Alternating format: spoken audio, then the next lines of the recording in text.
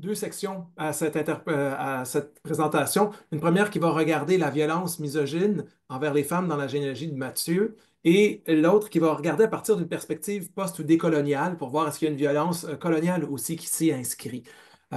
Mais avant ça, je pense que pour être sûr qu'on soit tous sur la même page, on va présenter les personnes importantes dans tout ça. Alors, il y a une liste une quarantaine de noms qui précèdent Jésus dans l'Évangile de Matthieu. L'Évangile de Matthieu commence avec toutes sortes de noms de l'Ancien Testament et mentionne en passant quatre femmes plus Marie, donc cinq femmes au total. Marie, je suppose que vous la connaissez. Bref, résumé des quatre autres. Tamar, c'est dans le livre de la Genèse, chapitre 38. Judas se cherche une femme pour ses fils. Elle trouve Tamar qui va marier son premier fils qui meurt, va la transmettre au deuxième fils qui meurt lui aussi, et ne la marie pas à son troisième. Et comme elle peut pas, elle se retrouve sans mari, elle est dans une situation un peu, bon, elle ne sait pas quoi faire, elle va se voiler, alors on la voit ici voilée, et Judas va penser qu'elle est une prostituée, coucher avec elle, donc on est dans une situation d'inceste, oups, et elle va tomber enceinte. Son beau-père va l'accuser. Attendez, on va juste fermer le micro. Nick, peux-tu arrêter ton micro? Je pense que ça me déconcentre. Merci. Euh, donc, le beau-père va l'accuser, va vouloir la brûler vive et elle va montrer des signes que non, c'est lui qui était le père. Donc, et à la fin, au final du récit, et ce verset-là est important, elle va dire, Judas va dire que Tamar était plus juste que lui. Donc, un récit très rocambolesque. Rakab, si on est dans le livre de Josué, les Hébreux veulent entrer en terre promise, veulent conquérir la ville de Jéricho envoie deux espions. Ces espions-là vont loger chez Rakab, qui est prostituée, qui a sa maison sur le bord du mur. Et le roi de Jéricho entend parler qu'il y a des espions qui sont là, va tout faire pour essayer de les capturer, de les tuer. Elle va les protéger et en échange de cette protection-là, elle va protéger, elle et sa famille, de la destruction quand le peuple va rentrer et détruire Jéricho. Donc, ça, c'est Rakab. Ruth, c'est dans le livre de Ruth, bien entendu. Donc, pour dire, c'est trop rapide chacun de ces femmes, mais bon, c'est juste pour qu'on les ait en tête. Ruth, elle est moabite, donc un pays voisin d'Israël, et elle va rencontrer son mari, qui va mourir très rapidement, lui aussi, et finalement va décider de venir en Israël avec sa belle-mère, Noémie, à Bethléem. Et à Bethléem, Noémie et Ruth sont dans la pauvreté, doivent glaner, c'est-à-dire aller chercher ce qui reste après la moisson. Et en faisant ça, elle va rencontrer Bose, propriétaire de ce champ-là. Et Noémie va lui donner les instructions pour, à quelque part, séduire Bose, peut-être. En tout cas, ils passent une nuit ensemble. Il est question de pied, de se dénuder. Bon, bref. Mais ils finissent par se marier, avoir un enfant. Et cet enfant-là va être le grand-père de David. Et parlant de David, il entre en scène dans celle d'Uri, Bethsabée. David va avoir une relation sexuelle avec Bethsabée, alors que ce n'est pas sa femme. Elle est mariée avec Uri, le Hittite. Et David va essayer de couvrir ça, faire tuer Uri. Donc, il a commis l'adultère. Les lecteurs contemporains aujourd'hui vont même dire que c'est une question de viol parce qu'il y a un rapport de pouvoir complètement déséquilibré entre David et Bethsabée. Et éventuellement, leur premier fils, leur premier enfant meurt, le fils de cette union-là. Et le deuxième, ça va être Salomon et va être dans cette généalogie lui-même. Donc, ça, c'est les femmes qui sont concernées par ce dont on va parler. Alors, euh, maintenant, entrons dans ce que les pères de l'Église vont dire à leur sujet. Les premiers commentateurs chrétiens de ce texte de Matthieu vont relier les femmes à le péché relié à l'activité sexuelle. Bon, on n'est peut-être pas surpris avec ça. Jean Chrysostome est le premier, un grand commentateur des textes bibliques. Donc, dans cette citation-là, il dit que des femmes ont été fameuses par leur déshonneur. Il semble plutôt que l'évangéliste a eu dessein de relever la gloire de Jésus-Christ par l'effet d'un contraste avec la petitesse et la vulgarité de ses ancêtres, plutôt que par leur gloire. Donc, on met les femmes c'est pas, l'objectif n'est pas de les dénigrer, mais plutôt de montrer l'action salvifique du Christ et de faire une espèce de contraste. Dans une autre citation, mais il réduit Ruth au fait d'être étrangère, à Rakab à celui d'être une prostituée, pour souligner la nature pécheresse de l'humanité. Et bon, elle va souligner que les patriarches se sont mariés avec des femmes prostituées. Son commentaire comporte aussi des éléments de violence anti-juive. Alors ça va comme ensemble, misogynie et anti-judaïsme, en opposant la synagogue ingrate à l'Église. Donc, je cite, l'évangéliste rapporte aussi l'histoire de Ruth de Rachab, dont l'une était étrangère, l'autre prostituée, afin de nous assurer que Jésus-Christ était descendu du ciel pour nous guérir de tous nos maux, car il est venu dans le monde pour être le médecin et non le juge des hommes. Comme donc quelques-uns des patriarches ont épousé des femmes prostituées, ainsi Jésus-Christ s'est uni à nous et a épousé la nature humaine qui était prostituée avec ses vices. Bon, et le passage sur la synagogue. L'Évangile, donc, pour confondre les Juifs, pour leur apprendre à ne point s'élever, nomme ici ces femmes impudiques ou étrangères. Donc, on souligne que c'est des femmes impudiques et étrangères. Ce commentaire-là a été largement repris. Désolé, je ne vous ai pas montré la citation. Là, voilà ce que je lisais tout à l'heure. Notamment par Jérôme, qui offre un discours similaire. Bon, il dit, notons-le, la généalogie du Sauveur ne comporte la mention d'aucune sainte femme, mais seulement de celle que blâme l'Écriture. Ainsi, il veut montrer que celui qui était venu pour les pécheurs, descendants de pécheresses, effacerait le péché de tous. Donc, Jérôme indique que les femmes pécheresses sont blâmées pour l'Écriture. Or, c'est tout simplement faux. Une simple lecture des textes bibliques qui concernent Ruth, Tamar, Rachab montre qu'au contraire, l'Écriture les présente de façon généralement positive, en tout cas au moins de façon ambiguë. D'ailleurs, Jérôme lui-même va souligner l'aspect positif de Ruth ailleurs. Alors donc, il montre comment qu'elle est agréable aux yeux de Dieu, puis bon, que le Christ naît de cette race de Ruth. Alors quand il parle de Ruth de façon singulière, il parle de lui de façon positive. Mais dès qu'il regarde les femmes en général dans l'Évangile, puis qu'il fait des liens entre elles, ben, Jérôme ne voit que blâme et péché. L'intention est sans doute pas mauvaise, en tout cas, peut-être qu'on. Mais le premier commentaire cité en haut de Jérôme a contribué à véhiculer l'adéquation entre femme et péché, puis ce qui est encore véhiculé aujourd'hui, là. Bon, d'autres pères de l'Église vont faire de même. Sévère d'Antioche, aussi, bon, 5e siècle, va souligner le péché mais il va l'accrocher plus spécifiquement à Judas et David. C'est pas juste les femmes. Alors, je cite, l'Évangéliste a fait mention aussi dans la généalogie des unions sacrilèges et illicites, écrivant à dessein, Judas a engendré Pharès et Tsara de Tamar, et le roi David a engendré Salomon de la femme d'Uri femmes avec lesquelles ils eurent un commerce illégal adultère. Donc, c'est le il, c'est Judas et David qui ont un commerce illégal et adultère. Donc, le blâme est aussi sur ces hommes-là. Cependant, quelques lignes plus tard, Sévère, parce qu'on est loin d'être dans quelque chose de proto-féministe, il souligne l'adultère en explicitant seulement les noms des femmes. Alors, je cite, le Christ a accepté la consanguinité de notre nature, alors il est devenu pécheur comme nous, qui avait commis l'adultère en la personne de Tamar et Bethsabée. Donc, on voit que c'est spécifiquement Tamar et Bethsabée l'adultère et non leur mari. Plusieurs siècles plus tard, on arrive à Thomas d'Aquin qui montre que ben, cette interprétation-là continue et est devenue la norme. Euh, Tamar qui est blâmée pour ses relations avec son beau-père, Rachab qui était prostituée, Ruth qui est une étrangère et Bethsabée, épouse d'Uri, qui commit l'adultère.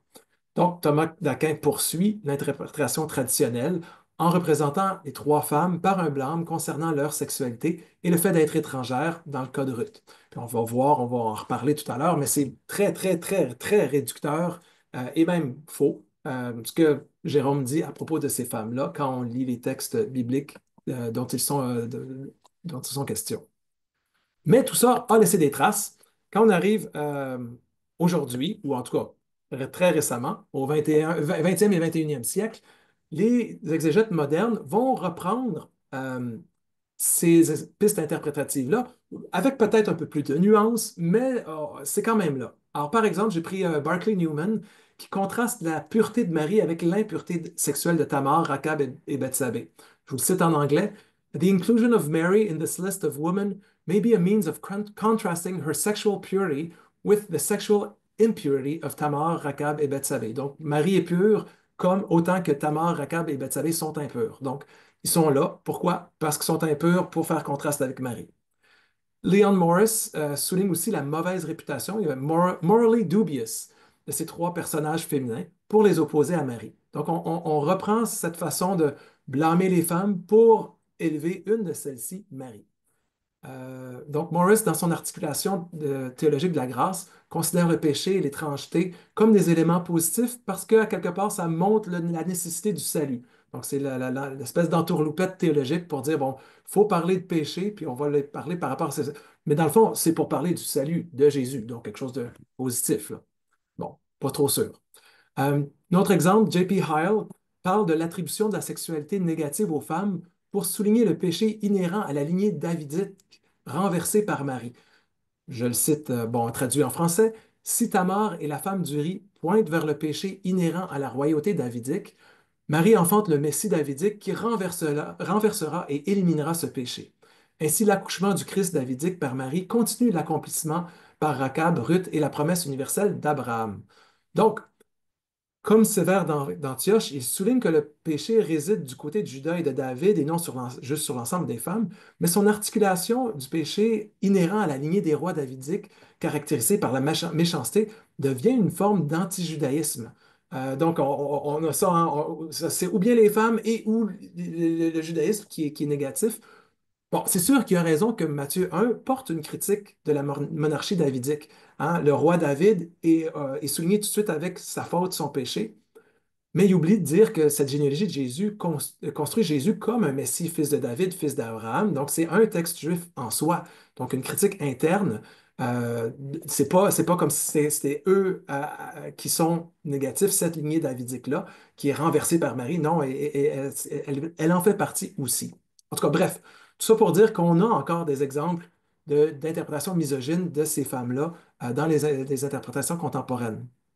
Et pourtant, euh, pourtant, il y a plein de problèmes avec cette ligne d'interprétation-là, notamment par le fait que les textes bibliques ne parlent pas de ces femmes-là que de façon négative. Par exemple, Judas, je vous l'ai dit, en Genèse 38, verset 26, dit que Tamar a été plus juste que lui, un terme très important, mais qui est repris dans deux endroits dans le Nouveau Testament, dans la lettre aux Hébreux puis dans la lettre de Jacques. Ils vont tous les deux proposer... ah non, ça c'est un autre... désolé. Donc en tout cas, bref, deux choses différentes. Genèse 38, 26 dit que Tamar est plus juste que Judas.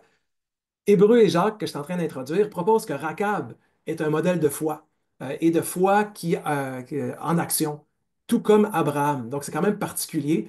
Hébreu et Jacques proposent Abraham, Rachab, donc pas tellement beaucoup de personnages bibliques, puis inclut Rachab, donc comme personnage positif. Donc, on a déjà des textes bibliques qui parlent de Rachab de façon clairement positive. Une autre objection possible à la lignée des femmes interprétées comme péché, c'est de dire qu'il y a plein d'hommes dans la généalogie qui sont aussi, sinon plus négatifs. Par exemple, les rois Akaz et Manassé, qui sont reconnus pour toutes sortes de crimes, de fautes, de péchés, notamment de sacrifier leurs enfants. Donc, bref, il y a toutes sortes de problèmes avec cette lignée interprétative-là. Est-ce qu'il y a d'autres façons d'interpréter ces femmes-là? Oui, sûrement. Allons faire un tour. D'abord, du côté des critiques historico-critiques, d'exégètes historico-critiques 20e siècle, qui vont essayer de souligner le rôle positif de chacune de ces femmes-là, mais ils vont le faire en soulignant qu'il y a quand même quelque chose de problématique. Donc, tout un groupe d'exégètes, des noms assez grands là-dedans, vont dire oui, il y a des unions sexuelles en dehors des normes, mais deux, c'est ça qui permet la destinée d'Israël de prendre forme. C'est grâce à ça qu'on va avoir David et la lignée, ce qui va mener au messianisme et ce qui va venir par la suite. Donc, il y a plusieurs personnes qui vont dans ce sens-là. Cette lecture-là s'oppose à l'interprétation des femmes comme pécheresses. Ils vont dire, nous, on ne fait pas comme les pères de l'Église, on va ailleurs. Elle permet de saisir un peu mieux l'aspect hors norme de la conception de Jésus en disant que ben, dans l'Ancien Testament, les femmes qui sont là sont clairement hors norme. Jésus aussi, le petit récit du chapitre 1, verset 18 et suivant, nous montre Joseph en train de jongler avec qu'est-ce que je fais avec ce qui se passe ici. Donc, il y a quelque chose de hors norme, puis bon, ben, c'est peut-être le lien qui est possible. Mais c'est pas sans critique, cette interprétation possible-là. Une féministe, Anne Clements, va critiquer cette vision-là en indiquant que les irrégularités sexuelles sont en effet présentes dans les récits qui concernent ces femmes, mais que c'est très réducteur de résumer leur récit dans la Bible hébraïque que sur l'aspect de la sexualité. La sexualité n'est pas centrale au récit de ces femmes et ils ne sont pas condamnés pour leur sexualité. Alors, par exemple, si on prend Rachab dans le livre de Josué, ben oui, elle est prostituée, mais sa prostitution entre juste en ligne au début pour indiquer pourquoi les espions sont chez elle. Tu sais, il loge là, mais après ça, le fait qu'elle va sauver ces espions-là, puis qu'elle va sauver sa famille. Dans le fond, c'est un personnage de salut, mais ça n'a aucun rapport avec le fait qu'elle soit prostituée, là. Donc, bref, pour Clemens, accentuer la sexualité irrégulière de ces femmes-là, c'est pas une chose qui est. Ça va un peu contre les récits de base. Puis, au contraire, on pourrait souligner plutôt leur débrouillardise et leur contribution à la lignée messianique. Mais ce n'est pas la seule possibilité. Attends, on va aller vers d'autres analyses féministes. Donc, je vous ai parlé d'Anne Clements, donc, où elle essaye de voir en quoi est-ce que cette généalogie-là peut être lue comme une espèce de contre-récit féminin. De voir que, il y a des femmes qui ont des valeurs peut-être positives là-dedans, allons chercher ça, puis on va s'en servir pour contrer un peu l'évangile androcentrique, c'est-à-dire centré sur les hommes de l'évangile de Matthieu. Dire, bon, on a des femmes au début, parlons-en. D'autres vont aller dans le même sens, comme Janice Campbell Anderson argumente aussi que ces femmes mettent au défi le système patriarcal parce qu'elles représentent l'altérité radicale de Marie, à la toute fin d'une généalogie centrée sur les hommes qui ouvre une voie alternative au patriarcat. Bon, mais ça ne va pas de soi. Megan Warner, elle va souligner l'aspect justice, dire que ces femmes-là ont cet aspect, le greater righteousness en anglais, qui est central à l'évangile de Matthieu, puis qu'on a tout de suite des exemples de ça dans ces femmes de la généalogie. Amy Jill Levine et Irene Noel montrent que les quatre femmes représentent des personnes opprimées dans les systèmes de domination politique, religieuse, sociale, patriarcale, puis qu'à quelque part, elles se débrouillent et vont ailleurs pour dire que, bon, ben, dans l'Évangile de Matthieu, aussi, il va y avoir des personnes opprimées qui vont avoir un rôle central, notamment par rapport à la manière dont on parle du royaume de Dieu, qui est aussi dans la marge. Donc, dans la culture patriarcale, ces femmes sans pouvoir, dont la situation de vie est en dehors de la famille traditionnelle, ont outrepassé les normes sociales pour avancer la destinée d'Israël. C'est des exemples d'une justice qui dépasse l'application légaliste de la loi et, ultimement, peut-être des personnages qui anticipent un peu ce qui va être important dans l'Évangile de Matthieu. Donc, ces analyses féministes-là, des femmes dans l'Évangile de Matthieu, au début, dans la généalogie, ben, mettre l'accent sur ce qu'il y a de positif chez ces femmes-là et voir comment ils peuvent être un contre-récit qui met l'accent sur des personnages féminins, alors que l'Évangile va peut-être un peu porter un peu moins là-dessus par la suite. Bon, allons vers quelque chose d'un peu différent, où là, on va souligner plutôt un engagement contre les normes patriarcales. Euh, Ellen Wainwright, qui est récemment décédée, indique que les femmes en Matthieu 1 ne sont pas une critique profonde de la perspective androcentrique de cet évangile-là. Elle voit l'inclusion des femmes comme une tentative de placer des femmes dans l'ordre et dans le contrôle patriarcal, qu'on les place là quelque part parce qu'ils finissent par être contrôlés, qu'ils finissent par montrer justement comment fonctionne ce système patriarcal. Esther Fuchs est plus catégorique. Elle indique que les femmes bibliques sont célébrées seulement lorsqu'elles permettent la lignée patriarcale, ce qui est le cas de ces femmes-ci. Pour Foucault, malgré les actions risquées de Ruth, cette dernière est ultimement exclue de la généalogie parce que, bon, à la fin du livre, c'est la généalogie de sa belle-mère dans laquelle il y a son fils, mais Ruth est plus mentionnée. Donc, à quelque part, le livre de Ruth a servi à la mettre de côté, puis pour pouvoir exalter David et le patriarcat qui exclut finalement la principale protagoniste du livre. Donc, même si elle est importante dans le livre de Ruth, au final, elle disparaît. Mais l'exemple le plus intéressant pour moi d'interprétation féministe des femmes dans l'Évangile de Matthieu, dans la généalogie, c'est Marika Rose. Attendez, je vais faire avancer ça. Marika Rose, puis bon, c'est un peu complexe, mais on va y aller une chose à la fois. Elle propose une analyse féministe et marxiste des femmes en Matthieu 1, en invitant à une réflexion profonde sur les structures patriarcales en jeu dans les textes bibliques et dans nos sociétés. Pour elle, le christianisme a trop accentué les individus au détriment des structures sociales, puis on a souvent trop mis l'importance sur tel personnage ici et là au lieu de regarder les structures en général. Elle ne regarde pas ces femmes-là pour voir s'ils sont négatives, comme les pères de l'Église le disaient, ou positifs, comme les autres féministes avant elle, mais pour repenser les structures de violence normatives dans les textes bibliques. Donc, Rose indique que dans leurs actions, ces femmes transgressent le rôle passif d'être la propriété d'hommes dans leur récit dans l'Ancien Testament. Les vulnérabilités de ces femmes proviennent des hommes qui les entourent et qui sont paradoxalement supposés d'être les garants des promesses divines. Dans l'espèce de méta-récit de la généalogie, hein, quand on met toutes ces femmes-là une après l'autre, les stratégies de survie opérées par ces femmes permettent aussi l'accomplissement de Dieu à travers, envers les hommes qui les avaient mises en danger. Donc, paradoxalement, la lignée davidique a mis en danger ces femmes-là, mais elles contribuent à la poursuivre. Donc, Rose critique la violence des normes patriarcales de l'Ancien Testament, ainsi que la réinterprétation en Matthieu, qui présente ces femmes comme une espèce de visée théologique patriarcale. Ruth, Tamar, Bethsabée, Marie relèvent d'un monde social dans lequel les activités sexuelles des femmes sont beaucoup plus surveillées et contrôlées que celles des hommes. Hein, on ne dit rien de Judas qui va vers une prostituée, par exemple, dans le livre de la Genèse, chapitre 38. Elle s'inspire de la théologie indécente de Marcella Althus Reid pour critiquer une théologie fondée sur un modèle de sainteté qui exclut les personnes qui ne correspondent pas aux normes sexuelles. Alors pour Rose, elle propose de penser ces 5 femmes de la généalogie pour développer une théologie décentrée par les expériences d'insécurité, de risque, de transgression des personnes marginalisées dans nos sociétés et dans nos regroupements chrétiens. On a vu avec Anne Clements, il y a quelques minutes, qu'un mouvement féministe souligne les aspects positifs de ces 5 femmes. Rose ne fait pas ça. Sa visée est différente. Au lieu d'essayer d'aller chercher ces mères-là, puis de les incorporer dans notre système théologique et dire, ah oui, elles se sont dans le fond des saintes, mais autrement, elle nous invite à changer nos propres identités, nos valeurs, pour que nous, on se rapproche d'elles. L'effet serait, à quelque part, de remettre en question nos normes de pureté et de remettre en question les frontières entre ce qui est respectable ou non pour nous. Pour Rose, Jésus se trouve du côté de ces femmes, des femmes de la généalogie, du côté de la transgression, du scandale sexuel, des liaisons scabreuses, des filiations illicites. Puis elle se demande pas si le christianisme ne perpétue-t-il pas encore des exclusions héritées des textes bibliques. Est-ce qu'elle fait, et est-ce qu'on ne fait pas encore de nouvelles exclusions sur des bases similaires? Est-ce que les études bibliques, est-ce que les églises dans lesquelles on se retrouve reconduisent ces logiques d'exclusion?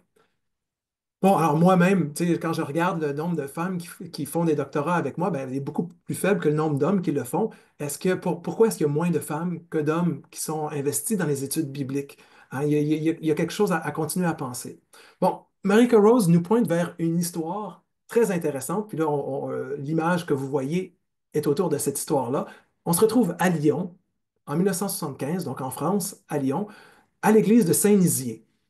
Et dans cette église, il y a 100 à 200 travailleuses du sexe qui occupent l'église pour protester contre la brutalité policière qu'ils subissent. Les autorités veulent retrouver l'ordre, puis vont menacer de prendre les enfants de ces femmes. Et à ce moment-là, d'autres femmes se joignent à elles pour les protéger et vont avoir ce slogan, nous sommes toutes des, puis bon, c'est marqué putain, mais moi je vais dire prostituées, mais en tout cas, bref, elles disent qu'elles aussi, à quelque part, elles ont quelque chose de similaire avec ces femmes travailleuses du sexe. Puis mettre au défi les policiers de déterminer lesquelles sont les travailleuses du sexe, lesquelles sont des mères qui ne le sont pas. Leur slogan souligne que l'ensemble des femmes devaient composer avec une misogynie, puis probablement encore aujourd'hui, qui est plus visible dans le cas des prostituées. Pourquoi est-ce que Mary Rose nous invite à regarder vers cette anecdote-là, cet événement-là, pour parler des femmes de Matthieu?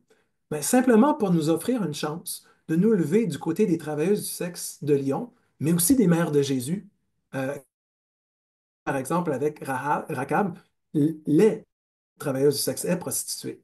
Ces femmes bibliques et contemporaines font face à une violence misogyne des systèmes patriarcaux. L'exégèse patristique a catégorisé les femmes comme pécheresses. L'exégèse moderne continue à le faire aussi, de façon peut-être moins consciente. Il y en a qui vont aussi travailler pour essayer de redonner un côté positif à ces femmes-là. Mais cette espèce d'évaluation, dire, ah, ce sont des femmes saintes ou ce sont des femmes pécheresses, n'est-elle pas similaire à ce que les policiers devaient faire en arrivant dans cette église en séparant les prostituées des autres mères? Doit-on vraiment faire ce choix-là? Doit-on discerner la valeur positive ou négative des femmes ou pouvons-nous nous engager, mettre notre énergie ailleurs pour débusquer la violence envers les femmes, les logiques d'exclusion de notre discipline, de notre académie, de nos communautés et de nos religions. Bref, euh, c'est ce que j'avais à vous proposer comme première partie, de dire oui, on a présenté ces femmes-là comme étant négatives, mais il y a d'autres façons de les voir.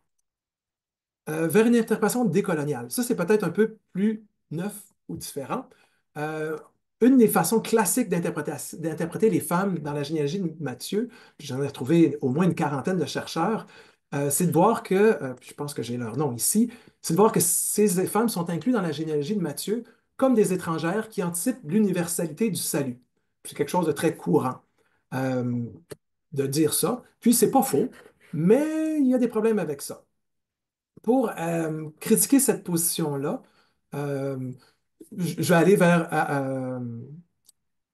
mon ami ici, Matthew Anderson, mais avant ça, juste vous dire que, entre autres, cette posture s'appuie sur la fin de l'Évangile. À la fin de l'Évangile de Matthieu, on a en Matthieu 28 une ouverture aux nations, aller de faire des disciples de partout. Donc, une fois qu'on a fini l'Évangile de Matthieu, on peut revenir en arrière et voir qu'effectivement, il y a des indices que les étrangers ont peut-être une plus grande place qu'on pense, dont les femmes dans la généalogie. Sauf qu'on va voir que ça ne va pas de soi. Il y a au moins deux de ces femmes-là qui sont pas dans la catégorie étrangère, là. Alors bon, pour avoir un regard critique, je vous introduis avec Matthew Anderson à ce que lui nomme Awakened Settler. Euh, donc littéralement le colon réveillé. Donc on est dans quelque chose qui est woke avant que ça soit mis négatif. Donc le fait de se réveiller, d'être au courant de quelque chose qui se passe. Une posture, une approche postcoloniale qui vise d'abord à interpréter un texte biblique à partir d'une posture de chercheur qui sait qu'il est inscrit dans une tradition coloniale. Donc on n'est jamais neutre quand on interprète. Et deux, qui promouvoit un dialogue réparateur. Et puis avec Matthew, comme il est au Canada, réparateur avec les peuples autochtones, en développant une interprétation qui tient compte de leurs valeurs et de leur expérience. Bon, les textes bibliques racontent des récits de conquête, de colonisation, d'expulsion, et ces récits-là ont joué un rôle dans le colonialisme plus récent qu'on a vécu ici en Amérique du Nord. Donc, Anderson vise à contextualiser nos interprétations, qui sont jamais neutres, et développer une forme de réconciliation.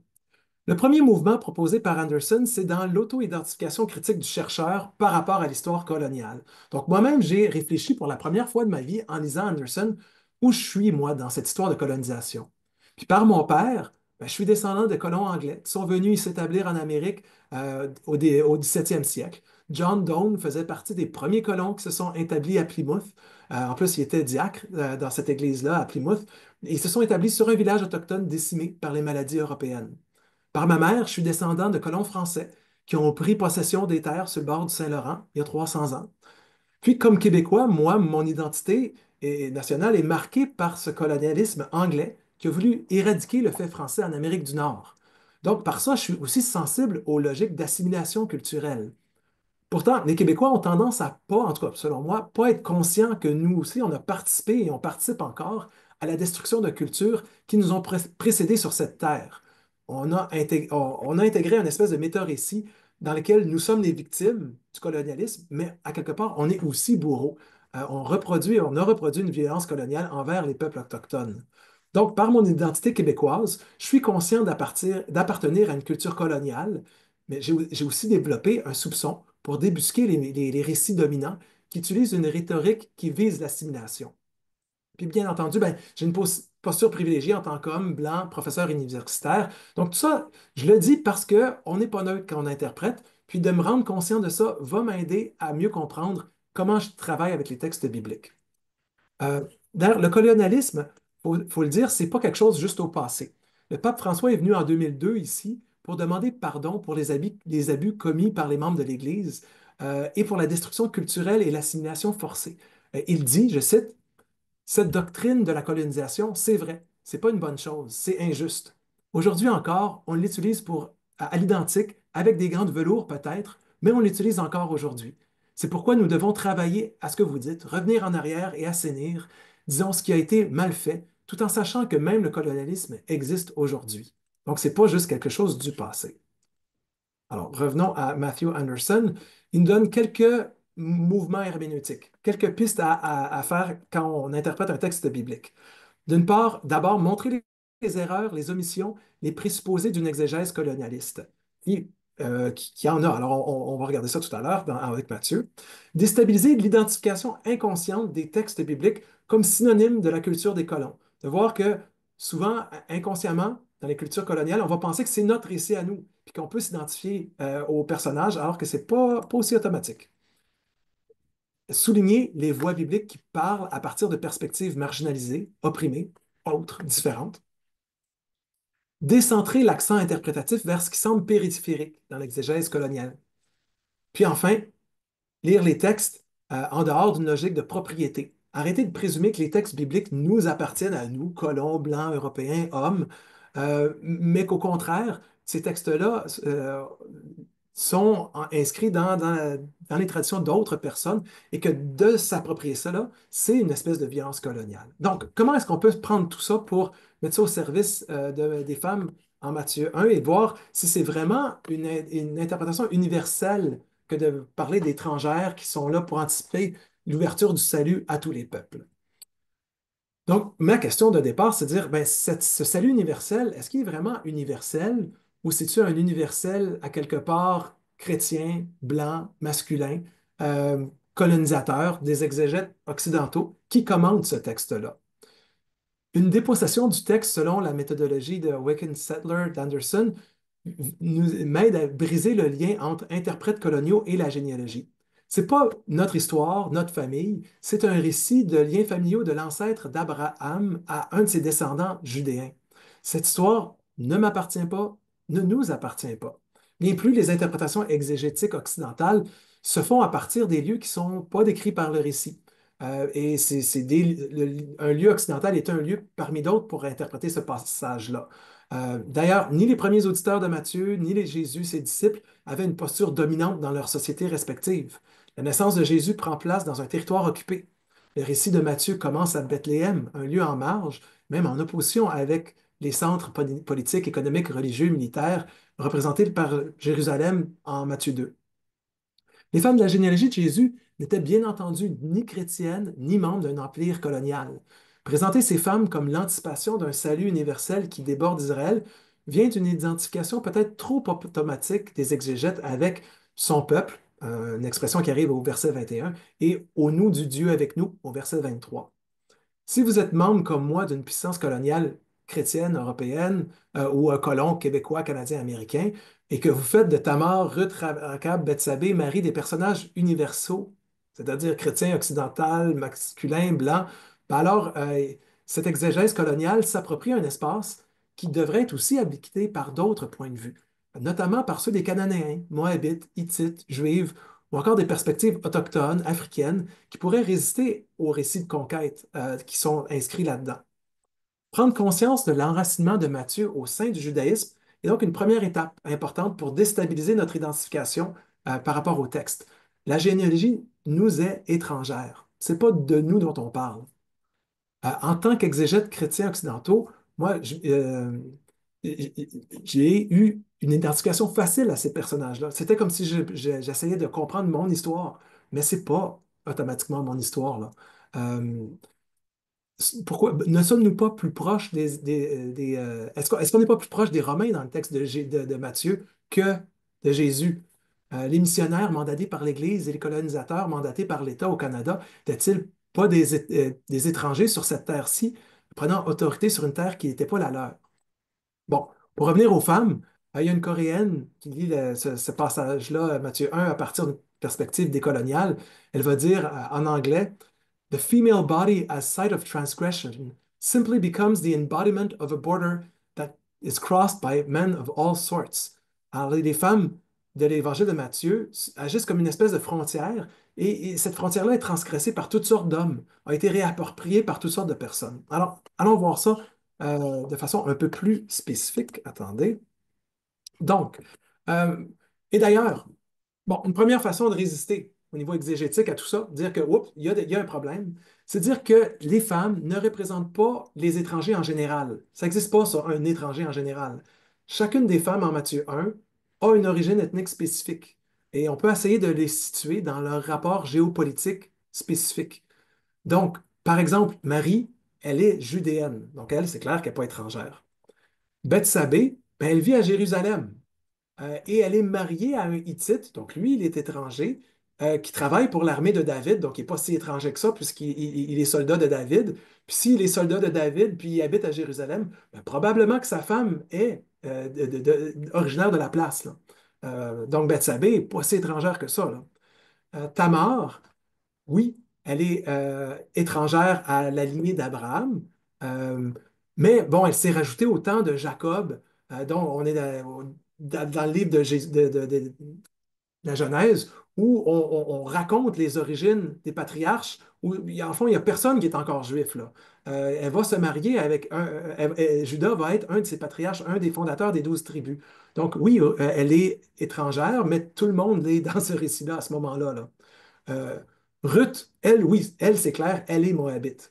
Mais encore là, elle va être intégrée. Donc, bref, puis même, en tout cas, bref, tout ça pour dire qu'elles ne sont pas si étrangères que ça. Et chacune, on pourrait l'explorer plus en détail, de voir mais, quel est son rapport géopolitique. On va aller et regarder de façon plus attentive deux des femmes.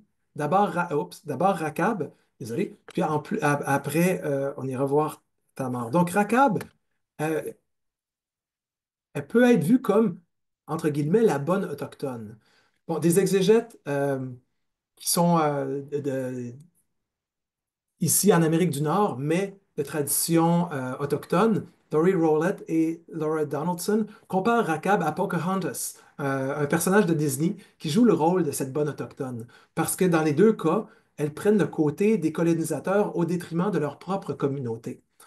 L'héroïne sauve ces colonisateurs attaqués par le peuple autochtone, permettant aux colonisateurs de s'installer sur une terre qui leur appartient pas. Rowlett indique que les récits de Rakab et Pocahontas jouent sur les caractéristiques de genre aussi. L'héroïne autochtone performe des actions reliées à la masculinité, tout comme les conquérants, alors que les conquis, les autochtones, sont efféminés. Excellente illustration d'une intersection entre racisme et sexisme. L'identité de Rakab est comme une travailleuse du sexe convertie. Euh, Ça va de pair avec son identité de Cananéenne, rejoignant les fils d'Israël, puisque les récits bibliques attribuent presque tout le temps aux Cananéens une sexualité illicite dans le livre de la Genèse. Comme l'indique l'analyse postcoloniale et féministe de Moussa Doubé, une autre exégète, elle africaine, Rakab as sex worker, a woman who can be taken by any man who desires her. She bears porous boundaries. She is a woman land that can exchange hands from one man to another. C'est une femme aux frontières poreuses qui peut être échangée d'un groupe à un autre. Son corps est coopté par les envahisseurs pour que ses pouvoirs reproducteurs bénéficient à ce groupe et que ses enfants soient intégrés à la culture des conquérants. Donc, étonnamment, les enfants de Rakab feront même partie de la lignée davidite.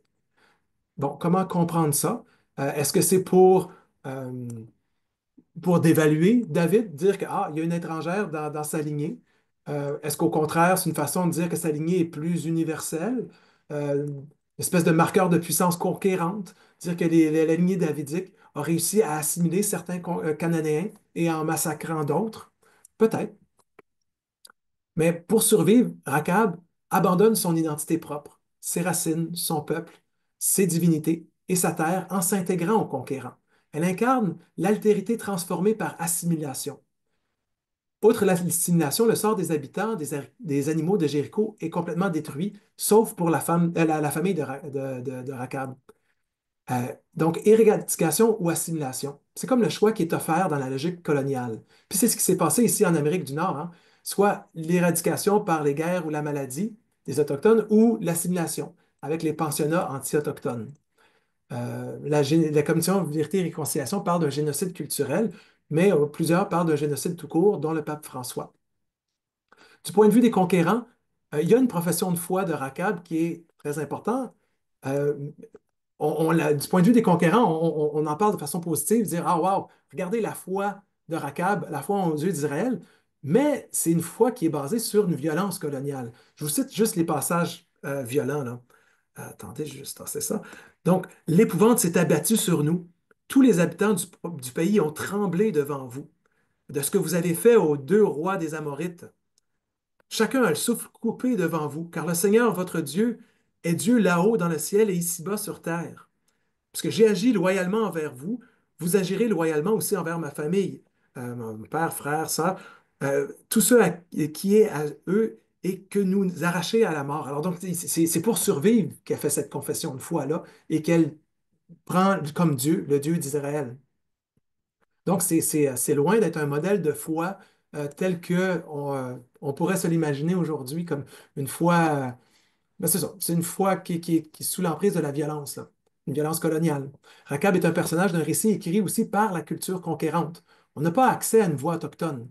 C'est le pouvoir colonial qui s'étend aussi à la mise par écrit de ce contact violent entre cultures.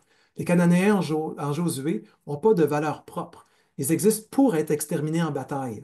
Puis en Matthieu 1, la Cananéenne de Jéricho, est-ce qu'elle est là vraiment pour représenter une diversité ethnique, des étrangers qui sont aussi sauvés dans la lignée de Jésus ou qui anticipe le salut de tous les peuples?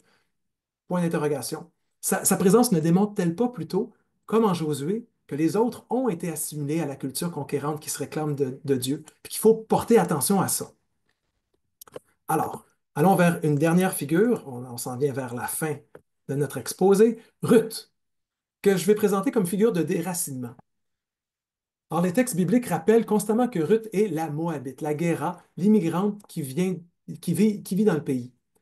Une interprétation habituelle est de dire que Ruth, comme une contestation de la xénophobie post-exilique, qui interdisait les mariages mixtes, mais il y a aussi Ruth. Bon, alors donc ça conteste cette interprétation-là. Lui ainsi, le livre est un exemple d'ouverture aux autres cultures, alors que Ruth, elle est intégrée. Bravo, c'est incroyable. Toutefois, cette lecture va pas de soi. D'une part, parce qu'il y a plein de discours anti-moabites dans la Bible ailleurs, puis d'autre part, parce que cette lecture se fait parfois à partir d'un lieu interprétatif où le rapport entre cultures n'est pas couverture à la différence, mais aussi violence. Contrairement à Rakab dont on vient de parler, il n'y a pas de conquête militaire en Ruth. Il n'y a pas il y a pas de guerre. Le rapport entre Israël et Moab, il n'y a pas de conflit. Pourtant, la posture qui m'inspire, des Awakened Settlers de Anderson, mène à voir qu'on doit aussi prendre en compte l'histoire de l'interprétation coloniale de la figure de Ruth pour résister à une appropriation violente. Donc, je vous présente deux lectures. Une première de Robert Maldonado d'Amérique latine, qui la présente comme figure de métissage, puis l'autre de Laura Donaldson, aussi exégète autochtone des États-Unis, qui l'interprète comme une figure hypersexualisée au service de la colonisation en Amérique. Donc, allons voir Maldonado, qui rapproche Ruth d'une figure, la Donna Marina, la Balinche, une femme aztèque qui est vendue en esclavage par sa mère, acquise par le conquistador Cortés, Hernán Cortés, qui va la donner en mariage à un de ses soldats. En tout cas, c'est une histoire très complexe que je ne peux pas vous résumer, mais son nom même est devenu synonyme de trahison en espagnol. Maldonado présente Ruth non pas comme une traîtresse, mais comme un exemple de l'ambiguïté de la mestizaje, le métissage entre Européens et Autochtones. De descendance mixte mexicain et européen, Maldonado lui-même procède à une herméneutique méta-autobiographique pour dire que Ruth est une figure de métissage interprétée à partir d'un lieu mixte. Il va la voir comme une figure de métissage. Bon, ça ne sera pas le cas pour Laura Donaldson. Elle, de son côté, ne peut pas adhérer à cette interprétation puisque d'un point de vue autochtone, bon, au Canada, aux États-Unis, le métissage est suspect. Pour elle, le métissage, c'est le résultat d'un projet colonial violent. Elle est descendante Cherokee et européenne. Donaldson, elle voit les intermariages en Ruth comme des expériences d'extermination par assimilation. Dans les pratiques ancestrales Cherokee, c'est les hommes qui se déplaçaient pour aller vivre chez leurs femmes. Et suite au contact avec les colons et les mariages mixtes entre femmes autochtones et hommes blancs, les femmes partaient vivre chez leurs maris blancs et leurs enfants prenaient le nom de leur père et leur lignée était blanche, considérée comme blanche. Les généalogies qui passaient par les mères jadis chez les Cherokees sont devenues des généalogies patriarcales. Puis ça a fini par diminuer le pouvoir des femmes autochtones dans leur propre regroupement. L'assimilation de Ruth devient donc complète lorsque son bébé, à la fin du livre de Ruth, est proclamé comme fils de Noémie, une femme de Bethléem, Donc, et elle devient, ce bébé-là devient l'ancêtre du roi David. Donc, elle n'est plus de sa propre, elle n'est plus moabite, mais sa lignée devient la lignée la plus importante en Israël. Ça me fait, moi, ça me fait pencher à ma propre histoire familiale, qui porte aussi, comme plusieurs autres histoires familiales, un schéma d'assimilation par métissage. Philomène Dupuis, l'arrière-grand-mère de ma mère, était algonquine. Elle a quitté sa nation pour s'établir dans un village blanc, puis son fils Amable, le grand-père de ma mère, n'était pas considéré comme autochtone. Philomène et sa descendance ont été assimilés dans la culture allochtone québécoise. La perspective autochtone américaine de Donaldson s'oppose à la figure du métissage proposée par Maldonado car elle la juge trop neutre. Au lieu de célébrer Ruth et son récit comme positif, Donaldson souligne l'horreur de l'assimilation des personnages des Autochtones dans la culture hégémonique américaine coloniale. Cette dernière a d'ailleurs été explicitement mise en rapport avec Ruth dans un discours qui est assez fascinant de Thomas Jefferson, le troisième président américain. Attendez, je vais vous le montrer à l'écran. Euh, alors donc, le président américain dit, en parlant des Autochtones, qu'il y a des instances similaires à ce qui s'est passé entre Ruth et Bose dans ce qui se passe among them, chez les Autochtones. Les femmes en particulier vont dire, bon, ils ont de l'air modestes et tout, mais leurs coutumes et leurs manières, their customs and manners, euh, seraient jugés par des Européens comme ne suivant pas les règles de décorum et and propriety. Donc tout ce qui serait propre, ce qui devrait être normal, là. Euh, et cette référence du président américain à Ruth et Bose ben, fait une espèce d'hypersexualisation des rapports entre Ruth et Bose, comme s'ils deviennent comme le paradigme de qu'est-ce qui est hors norme. Et vont aussi dire que les Autochtones ont des rapports sexuels hors normes à travers ça en parlant de Ruth et Bose.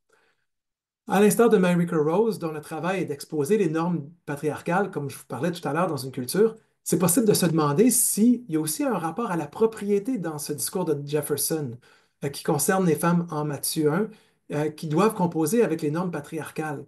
Ici, les coutumes et les mœurs des femmes autochtones qui sont décriées par Jefferson sont jugées par un homme blanc en posture d'autorité qui impose des normes européennes pour transformer ces femmes autochtones afin qu'elles n'aient plus de rapports sexuels similaires à ceux de Ruth et Bose. Donc Jefferson se donne le droit de les juger et de juger du couple biblique aussi, comme si sa posture d'autorité allait de soi. À l'inverse de l'auteur de Matthieu, ben, Donaldson préfère ne pas valoriser Ruth, mais plutôt de valoriser Orpa, l'autre. Alors que quand Noémie quitte Bethléem pour aller à Moab, elle va rencontrer Ruth et Orpa. Et quand leur mari va mourir, ben, Ruth accepte de retourner avec Noémie à Bethléem, mais Orpa, elle refuse. Elle dit non, moi, je reste avec mon peuple. Donc Donaldson dit ben, peut-être que c'était ça l'action qui était à privilégier, de rester avec son peuple, de ne pas s'intégrer, parce que c'est ça qui a amené une certaine forme d'assimilation. Donc, pour ne pas conclure cette présentation, est-ce qu'on peut faire exégèse en France, en Afrique, au Canada, sans penser aux effets de l'utilisation de la Bible dans la logique coloniale? La Bible était dans les bras des missionnaires, des colons qui sont venus ici. Pouvons-nous faire une exégèse sans tenir compte des éléments patriarcaux, des éléments misogynes dans nos cultures occidentales, développés, entre autres, au contact des textes bibliques? Bon, fondé dans un rapport à la connaissance moderne, l'exégèse prenait une posture objective par l'analyse historico-critique dans ses débuts. Or, même si l'exégèse a visé une neutralité, ben, les discours qu'elle a produits n'ont jamais été neutres. Pire, l'exégèse a souvent produit une forme de violence, qu'elle soit misogyne, antisémite, xénophobe, telle qu'on l'a vu aujourd'hui. Mais moi, j'ai l'espoir qu'on peut résister à ça, qu'une interprétation biblique par les chercheurs qui essaient d'être conscients eux-mêmes de leur propre biais, de leur propre situation, et qui sont soucieux des enjeux éthiques, puissent développer des travaux qui se démarquent par leur pertinence sociale, spirituelle et qui font œuvre de réconciliation, autant à l'Université Laval qu'ailleurs et qu'au CERE qu'on inaugure aujourd'hui. Donc, merci pour cette présentation. Je vais arrêter le partage, l'enregistrement et on va pouvoir se parler pour de vrai. Ouais, merci Sébastien. Nous sortons